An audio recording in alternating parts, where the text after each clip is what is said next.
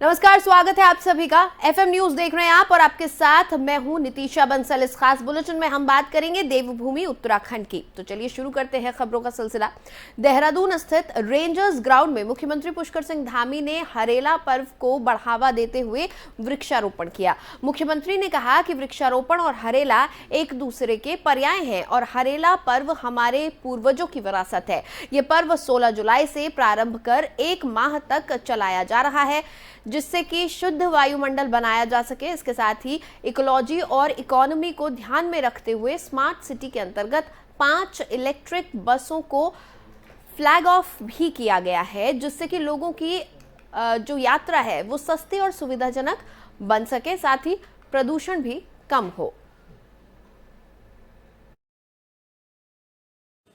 राज्य आगे बढ़ेगा, उस दिशा में बहुत कारगर सिद्ध होंगी, जिससे सस्ती यात्रा भी लोगों की होगी, सुविधाजनक भी होगी और प्रदूषण रहित भी होगी।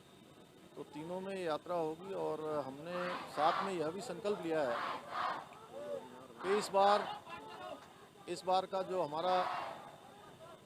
बार का हमारा हरेला पर्व ये पूरा हम लोग 16 जुलाई से प्रारंभ करके चलिए आगे बढ़ेंगे। उत्तराखंड सरकार ने राज्य में उद्योग लगाने के बाद भी सब्सिडी का लाभ न ले पाने वाले निवेशकों को बड़ी राहत दी है। उद्योग लगाने से पहले एमएसएमई में प्री रजिस्ट्रेशन न होने की वजह से खड़ी हो रही बाधा को दूर करते हुए अब ऐसे निवेशकों को भी सब्सिडी देने का निर्णय लिया गया है। मुख्यमंत्री पुष्कर सिंह धामी की अध्यक्षता में बुधवार शाम को कैबिनेट मीटिंग में यह फैसला लिया गया है। राज्य में 2015 की एमएसएमई नीति के तहत कई उद्योग लगाए गए थे। इसमें से 100 के करीब निवेशक ऐसे हैं जिन्होंने नीति के तहत उद्योगों की स्थापना की, लेकिन एमएसएमई के तहत प्री रजिस्ट्रेशन नहीं करा पाए। ऐसे निवेशकों को उद्योग विभाग से सब्सिडी नहीं मिल पा रही थी। इन निवेशकों की ओर से लगातार सरकार पर सब्सिडी के लिए दबाव बनाया जा रहा था। उद्योग विभाग की ओर से एमएसएमई नीति के तहत लगे इन उद्योगों को भी सब्सिडी देने का प्रस्ताव तैयार किया गया है, जिस पर अब कैबिनेट ने मुहर लगा दी है। इससे राज्य में 100 के करीब निवेशकों को सब्सिडी का रास्ता साफ हो गया है।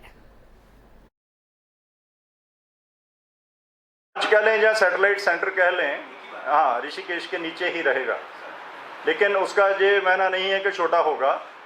वो जैसे ऋषिकेश में सभी विभाग हैं वैसे ही वहाँ विभाग भी खुले, कहने को ब्रांच है, अदरवाइज वो इसी पैमाने का होगा जी। 100 एकड़ बिगड़।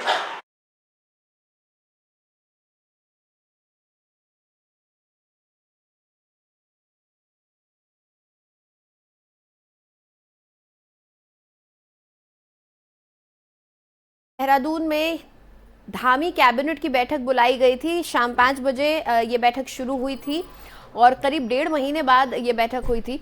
अनुमान लगाए जा रहे थे कि कई अहम प्रस्ताव इस बैठक में पारित हो सकते हैं, कई चीज़ों को लेकर फैसला हो सकता है, क्योंकि काफ़ी लंबे समय से कई ऐसे मसले थे जो कि लंबित थे।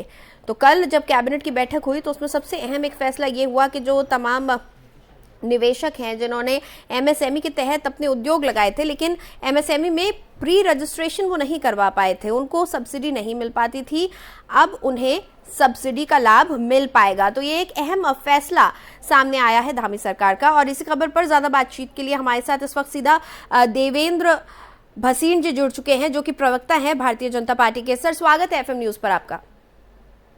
जी धन्यवाद। कल 1.5 महीने बाद कैबिनेट की बैठक रखी गई और उसमें कई अहम फैसले लिए गए हैं। खास तौर पर देखा ये जा रहा है कि प्रदेश में जो छोटे उद्योग हैं, जो एंटरप्रेन्योर्स हैं, वो अब उनको बढ़ावा मिल पाएगा, तो इससे काफी फायदा होगा इकोनॉमी को भी। देखिए, कल जो बैठक हुई है उसमें करीब 3 दर्जन महत्वपूर्ण निर्णय लिए गए हैं जी। इनमें से एक निर्णय वो भी है जिसका जिक्र आप कर रहे हैं जी। निश्चित तौर पर जो रोजगार की दृष्टि से और प्रदेश को आगे बढ़ाने के लिए उद्योग जरूरी है, उसकी दृष्टि से ये निर्णय बहुत महत्वपूर्ण है। और हमारे प्रदेश में एक विशेष बात ये भी है कि हम ज्यादातर चीजों को उत्पादन न करके उनको भोग कर रहे हैं, लेकिन जब हम अपने उद्योग लगाएंगे तो निश्चित तौर पर हमें उत्पादन करता प्रदेश बनाएंगे और इससे जो हमारी जीएसटी वगैरह का लाभांश है वो हमारा बढ़ेगा। तो ये आर्थिक विकास के लिए भी जरूरी है, उद्योग विकास के लिए भी जरूरी है और रोजगार सृजन के लिए भी जरूरी है। जी देवेंद्र जी, हम ये जानते हैं कि 3 राज्य जो उस वक्त बनाए गए थे, छत्तीसगढ़, झारखंड और उत्तराखंड, उसमें से सबसे ज्यादा अगर बात करें तो उत्तराखंड के सिर पर इस वक्त सबसे ज्यादा कर्ज है। तो ये माना जाए कि उद्योग को बढ़ावा देकर कहीं ना कहीं सरकार कोशिश कर रही है कि जो इकोनॉमी ढर्रे से उतर रही थी उसको वापस पटरी पर ले आया जाए। देखिए, 3 राज्यों की अगर आप तुलना करेंगे तो इनमें से उत्तराखंड जो है, इसकी भौगोलिक परिस्थितियां अन्य 2 राज्यों से बहुत विषम है जी। उसके बावजूद भी पिछले वर्षों में इसके विकास को आगे बढ़ाने के प्रयास हुए हैं और वर्तमान में मुख्यमंत्री श्री पुष्कर सिंह धामी जी के नेतृत्व में विकास का विजन जो है वो इसमें लेकर के वो चल रहे हैं। तो निश्चित तौर पर उद्योग की भी आवश्यकता है, हमको रोजगार भी हमें अपने युवाओं को देना है और प्रदेश में चहुमुखी विकास के बारे में भी जो है सरकार अपना काम कर रही है और पलायन को रोकने के लिए उसके लिए भी जो है सरकार के द्वारा महत्वपूर्ण निर्णय लिए जा रहे हैं। चलिए, बहुत बहुत शुक्रिया देवेंद्र जी, आप FM न्यूज के साथ जुड़े। धन्यवाद।